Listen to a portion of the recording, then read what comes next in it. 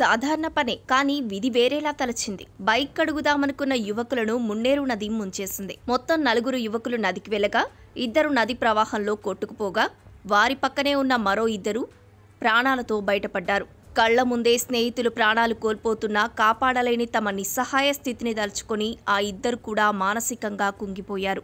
ఈ హృదయ విదారక ఘటన ఖమ్మం జిల్లా చింతకాని మండలం చిన్న మండవ వద్ద చోటు చేసుకోవడంతో గ్రామంలో విషాద ఛాయలు అలముకున్నాయి. తల్లిదండ్రుల గుండెల్లో తీరని శోకాన్ని నింపుతూ ఆ 2 యువకుల మృతదేహాలు ఒడ్డుకు చేరాయి.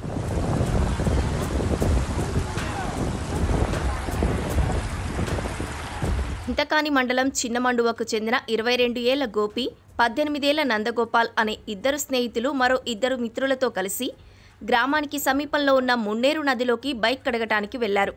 ఎప్పటిలాగే బైక్ను కడిగి ఒడ్డుకు తెచ్చారు. ఆ తర్వాత కాళ్ళు, ముఖం కడుక్కునేందుకు 4 యువకులు మళ్లీ నదిలోకి దిగారు. అయితే ఇటీవల కురిసిన వర్షాలకు మున్నేరులో నీటి ప్రవాహం ఊహించని విధంగా ఉధృతంగా ఉంది.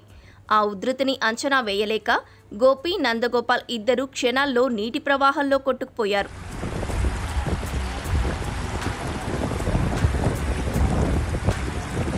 పక్కనే ఉన్న మరో 2 యువకులు మాత్రం తమ స్నేహితులు కళ్ల ముందే కొట్టుకుపోతున్నా సహాయం చేయలేని నిస్సహాయ స్థితిలో చూస్తుండిపోయారు.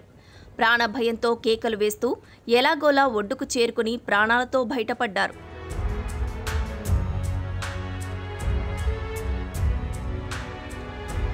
యువకులు గల్లంతయ్యారని తెలియగానే గ్రామస్తులు సంఘటనా స్థలానికి చేరుకున్నారు. వెంటనే తాళ్ల సాయంతో నదిలో గాలించి గంటల తరబడి శ్రమించారు. కానీ చివరికి గోపి, నందగోపాల్ విగత జీవులుగానే దొరికారు.